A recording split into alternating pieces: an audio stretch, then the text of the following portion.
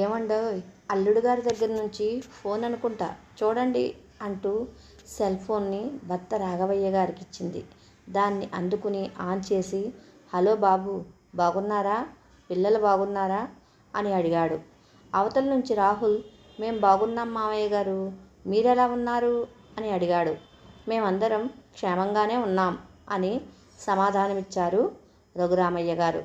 ఏం లేదు మావయ్య, నేను వచ్చే శనివారం ఢిల్లీకి క్యాంప్కి వెళ్ళవలసి వస్తుంది. పిల్లలకు ఎగ్జామ్స్, అందుకని కాస్త వీలు చూసుకుని ఒక 10 రోజులు మీరు అత్తయ్య గారు హైదరాబాద్ రావడానికి కుదురుతుందేమోనని ఫోన్ చేశాను అన్నాడు. రాఘవయ్య గారు అల్లుడు పరిస్థితిని అర్థం చేసుకుని వెంటనే అలాగా బాబు, తప్పనిసరిగా వస్తాం అని చెప్పాడు. సరే మామయ్య, నేను ట్రైన్కి రిజర్వేషన్ చేయిస్తాను అని చెప్పి ఫోన్ పెట్టేశాడు. ఏమంటున్నారేమిటి అల్లుడు గారు, పిల్లలు బాగున్నారు కదా కుతూహలంగా అడిగింది జానకమ్మ. అంతా బాగానే ఉన్నారు. అల్లుడు గారు ఢిల్లీ ఆఫీస్ పని మీద క్యాంప్కి వెళ్తున్నారట. పిల్లల దగ్గర ఒక 10 రోజులు ఉండడానికి మనల్ని రమ్మంటున్నారు. నేను సరే అన్నాను అన్నారు. అయ్యో పాపం, అల్లుడు గారు అంత ఇబ్బంది పడుతూ అడగాలా? అల్లుడి తరపున తల్లిదండ్రులు కూడా లేరు. సమయానికి ఆదుకోవడానికి అన్నీ మనమే కదా చూడవలసింది. దేవుడు లాంటి అల్లుణ్ణి, పిల్లల్ని ఒంటరిని చేసి వెళ్ళిపోయిన పెద్ద కూతురు సరోజిని తలుచుకుని గతం గుర్తుకు వచ్చి తనకు తెలియకుండానే కళ్ళనీళ్లు వరదలా తన్నుకు వచ్చాయి.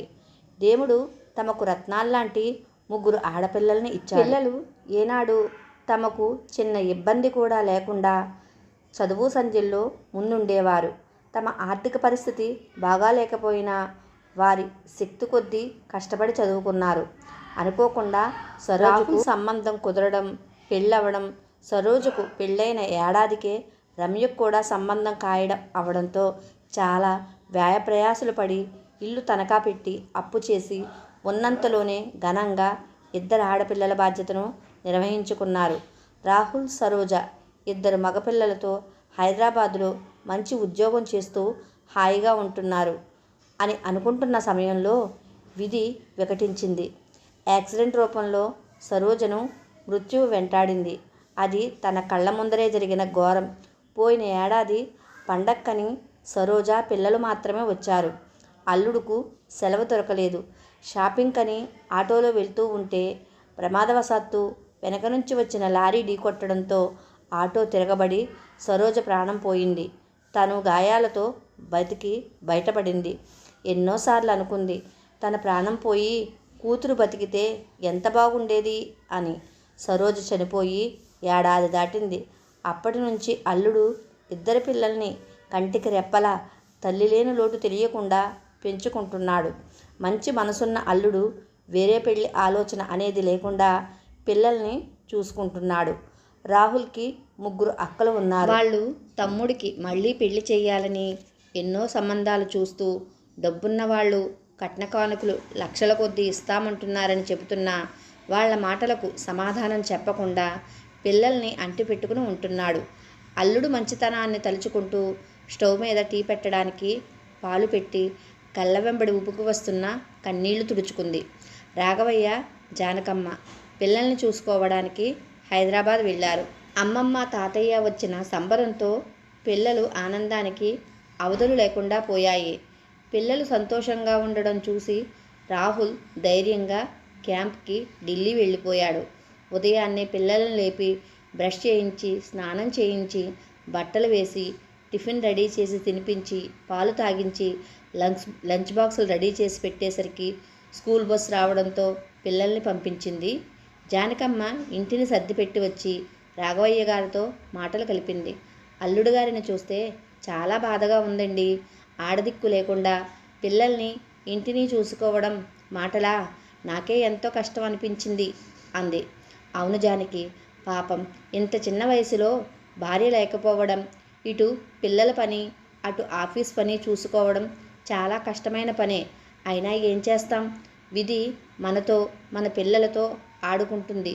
పెద్దది సరోజ అర్ధాయుష్తో మనకు దూరం అయ్యింది.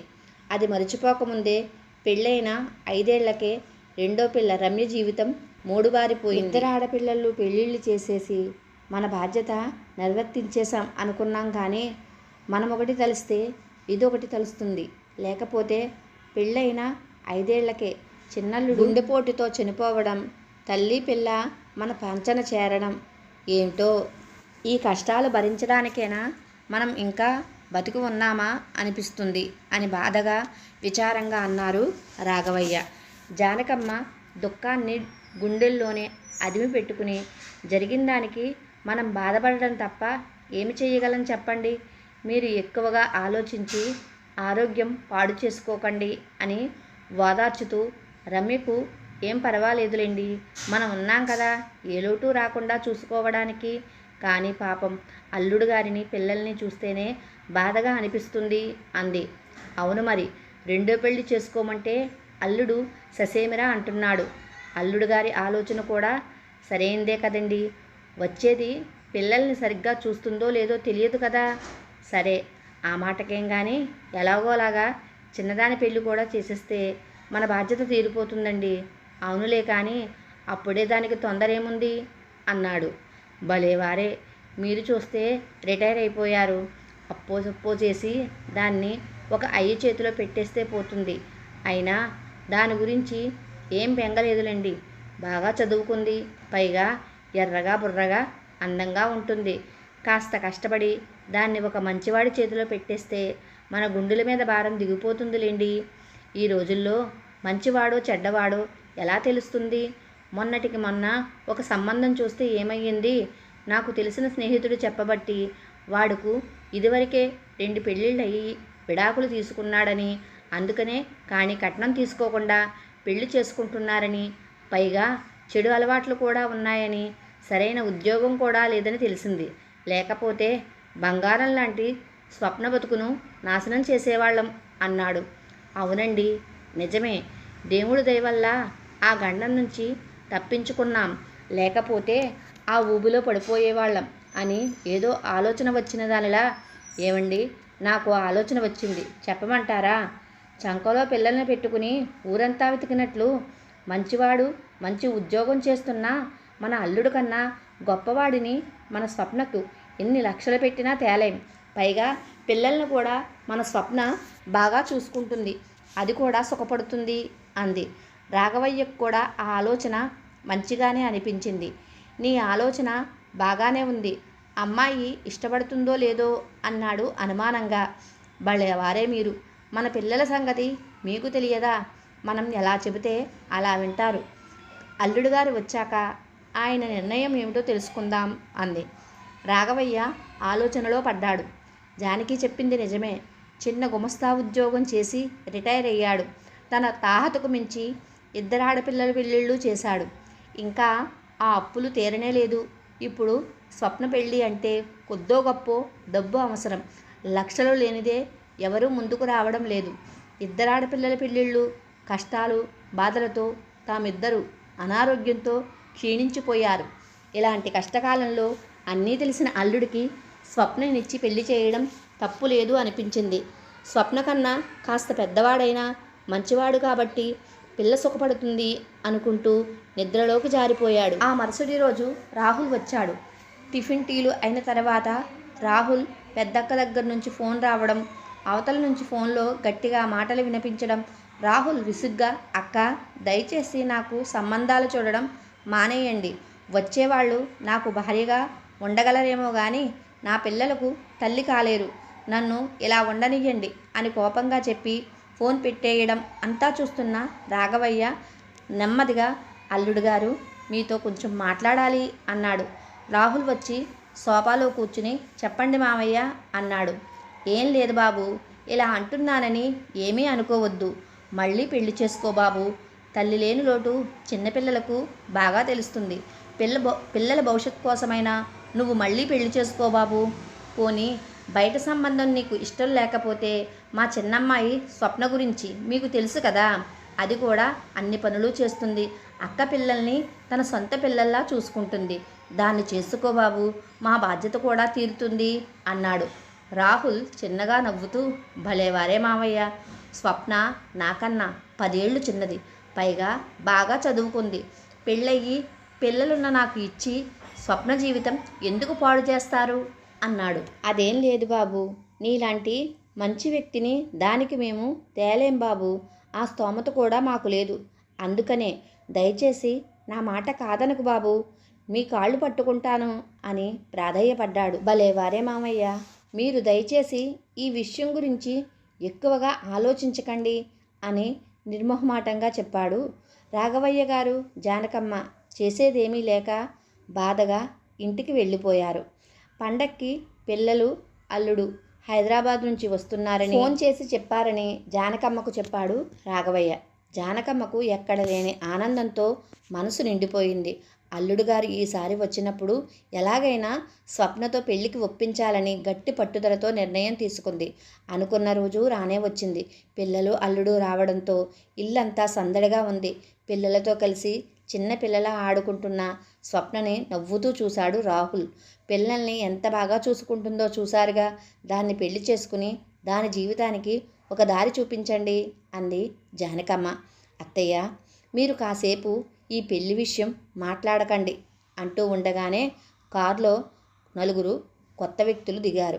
చూడడానికి బాగా డబ్బున్న వాళ్ళలా ఉన్నారు. రాఘవయ్య జానకమ్మ ఆశ్చర్యంగా ఎవరన్నట్టు రాహుల్ వంక చూశారు. వచ్చిన కొత్త వ్యక్తుల్ని సాదరంగా ఆహ్వానించి కూర్చోమని చెప్పి, మామయ్య అభిరామ్ నా ఫ్రెండ్, నాతో పాటు పనిచేస్తున్నాడు, నాకన్నా మంచి జీతం సంపాదిస్తున్నాడు. వీళ్ళు అభిరామ్ తల్లిదండ్రులని వాళ్లకు పరిచయం చేసి మన స్వప్నకి సంబంధం మాట్లాడాను. ఫోటో చూపించాను. వాళ్ళకి స్వప్న నచ్చింది. స్వప్నకు కూడా నచ్చితే ఇక పెళ్లి చేయడమే ఆలస్యం అని చెప్పేసరికి ఇద్దరు నిర్ఘాంతపోయారు. అందరూ కూర్చుని అన్ని విషయాలు మాట్లాడుకున్నారు. కానీ కట్నం కూడా వద్దని, అమ్మాయి తమకు బాగా నచ్చిందని, ముహూర్తాలు పెట్టుకుందామని, పెళ్లి ఖర్చులు కూడా తామే పెట్టుకుంటామని, తమకు ఒక్కగానొక్క కొడుకు, వచ్చే కోడలే తమ కూతురిలా చూసుకోవాలని చెప్పి తాంబూలాలు మార్చుకుని వెళ్ళిపోయారు. అంతా కలలా జరిగిపోయిన దానిని చూసి సంతోషంతో ఉక్కిరిబిక్కిరైపోయారు రాఘవయ్య జానకమ్మలు. ఏంటి బాబు ఇదంతా అన్నట్టు చూశారు. మామయ్య, స్వప్న చిన్నపిల్ల, తనకి తగ్గవాడు అభిరామ్ చాలా మంచివాడు. పేరెంట్స్ కూడా చాలా మంచివాళ్ళని నేను గ్యారంటీ ఇస్తాను అని నమ్మకంతో చెప్పాడు. రాఘవయ్య ఆలోచనలో పడ్డట్టుగా ఇంత మంచి సంబంధం కుదిరినందుకు సంతోషించాలో లేక మీలాంటి మంచివాడికి పిల్లలకు స్వప్న దూరం అవుతుందని బాధపడాలో తెలియడం లేదు. తల్లి లేని పిల్లల గురించే మాకు బాధగా ఉంది అన్నాడు. సరే మామయ్య, మీరంతగా మా గురించి ఆలోచిస్తున్నారు కాబట్టి మన రమ్యకు ఇష్టమైతే నా పిల్లలకు తల్లిగా ఉంటుందేమో అడిగి తెలుసుకోండి అనేసరికి ఇద్దరి ఆనందానికి అవధులు లేకుండా పోయాయి. మూడువారిపోయిందనుకుని అసలు రమ్య గురించి, ఆ పిల్ల జీవితం గురించి ఆలోచించలేదు. కానీ పెద్ద మనసు చేసుకుని రమ్యకి కొత్త జీవితాన్ని ఇస్తానంటున్న అల్లుడిని కృతజ్ఞతాభావంతో చూసింది జానకమ్మ. కిచెన్లో పనిలో ఉన్న రమ్యను స్వప్న వెళ్ళి అడుగుతూ ఉంటే అమ్మా నాన్నల ఇష్టం అని చిన్నగా నవ్వుతున్న రమ్యను చూడగానే ఆ తల్లిదండ్రులకు ఆనందంతో గుండె నిండిపోయింది. విధి వక్రించి తమ జీవితాలతో ఆడుకున్న ఆ దేవుడే అల్లుడు రూపంలో వచ్చి సొంత కొడుకులా తమ కష్టాలు బాధలు తీర్చాడు అనుకుంటూ కృతజ్ఞతాభావంతో నిండిన కళ్ళతో అల్లుడిని చూశారు. నమస్తే. ఈరోజు చదివి వినిపించిన కథ చాలా బాగుంది కదండి. అల్లుళ్ళు అంటే ముగ్గురు కూతుళ్ళు. నిజంగా ఇది వాస్తవంగా ఉంటాయండి. నిజంగా వాస్తవంగా జరిగిన స్టోరీస్ నేను విన్నాను కూడా. రచయితలు ఏమీ అంత తెలివి తక్కువగా రాయరండి. వాళ్ళు కొన్ని సంఘటనలు చూసి అందులోంచి కొంచెం తీసుకుని ఇన్స్పిరేషన్ అయ్యి రాస్తారన్నమాట. అంటే వాళ్ళు మన చుట్టూ ఉన్న వాళ్ళను కూడా చదువుతూ ఉంటారు, అసలు ఏం జరుగుతున్నాయి ఏంటనేసి. చాలా బాగా రాశారండి. నిజంగా అల్లుడు అంటే అలా ఉండాలి. అల్లుడు బంగారం అన్నట్టు ఉంటుంది అనమాట. అల్లుడు అనేది నాకు నవ్వు వచ్చింది. నాకు కూడా అల్లుడు అన్నాడు కదా, మా అల్లుడు కూడా బంగారమే. అయితే స్టోరీ అయితే చాలా బాగుందండి. అయితే నాకు ముగ్గురు కూతురు లేరండి, ఒక్కరే కూతురు. అయితే ముగ్గురు కూతుళ్ళు ఉంటే ఆ ముగ్గురు కూతుళ్ళలోనూ ఒక కూతురికేమో యాక్సిడెంట్ అయ్యి చనిపోయింది, ఒక కూతురేమో విడో అయిపోయి ఉన్నదన్నమాట. అందుకనేసి అతన్ని పెళ్లి చేసుకోమంటే అల్లుడు చాలా చక్కగా చెప్పాడు. నాకన్నా చాలా చిన్నది, తనేమో చదువుకుంది, వద్దనేసి మంచి సంబంధం కుదిర్చి పెళ్లి చేశాడు. ఇలాంటి అల్లుళ్ళు కూడా ఉంటారా అని కథ చదివేటప్పుడు మనకు అనిపిస్తుంది. కానీ నిజంగా ఉంటారండి. వాస్తవంగానే ఇలాంటి అల్లుళ్ళు లేకపోలేదు. ఇలాంటి అల్లుళ్ళు ఉంటారు, పీకు తినే అల్లుళ్ళు ఉంటారన్నమాట. అయితే ఈ అల్లుడు మటుకు చాలా మంచోడండి. కథ అయితే మటుకు చాలా చాలా బాగుంది. మామగారుని అత్తగారి పాత్రలు కూడా చాలా బాగున్నాయి.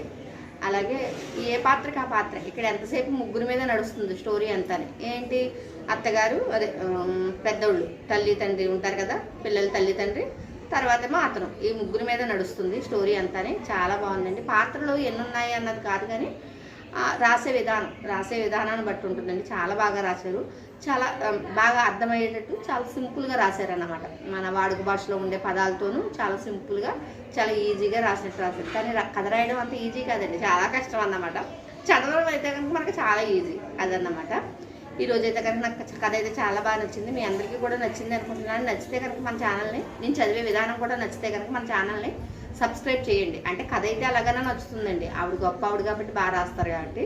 నేను చదివే విధానం నచ్చితే కనుక మన ఛానల్ని సబ్స్క్రైబ్ చేసుకోండి. అదేవిధంగా బెల్ ఐకాన్ నొక్కండి. నమస్తే.